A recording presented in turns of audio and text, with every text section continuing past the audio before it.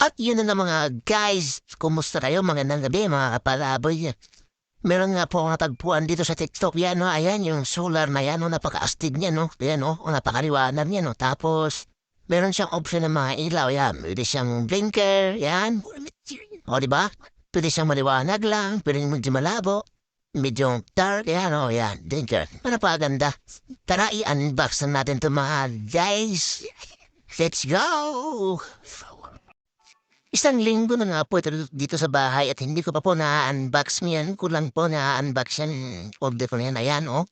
Ayan ang laman. May charger sport. Tapos, ayan. Yan yung solar niya. Panel, yan.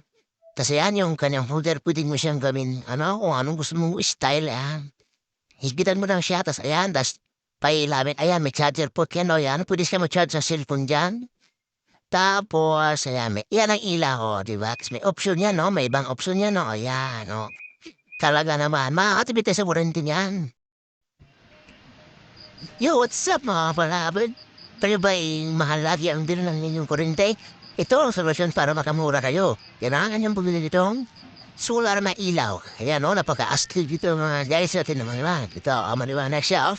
Bagong dating lang po ito, na-unbox pa lang natin, pero maliwanag na. Tapos, meron siya dito, charger port. Pag nalubat ang cellphone niya, pwede ka na mag-charge dito. Kasi pa naman pwede niyo i-charge naman pag tag-ulan. Kapag maaraw naman, ididad nyo lang yan. Ayan, meron na yan. Magka-charge niyo ng kusa. O, ang ganda lang pagka, ano niya, pagka-solar panel, di ba? Ang kagandahan nito mga guys, may option siya. Tinan mo, ha? Pindutin mo to, ito maglalabas, ha? Yan. Isa. Dalawa. Tatlo. At kung may emergency, pwede siyang gamitin blinker. Ayan, no? Diba? Napaka-astig. Ano pa inantay niyo? Pabili na kayo. Itong solar na to, pangalan ito, oh. Ayan, no? Solar blade light. Ayan. Yun. Salamat.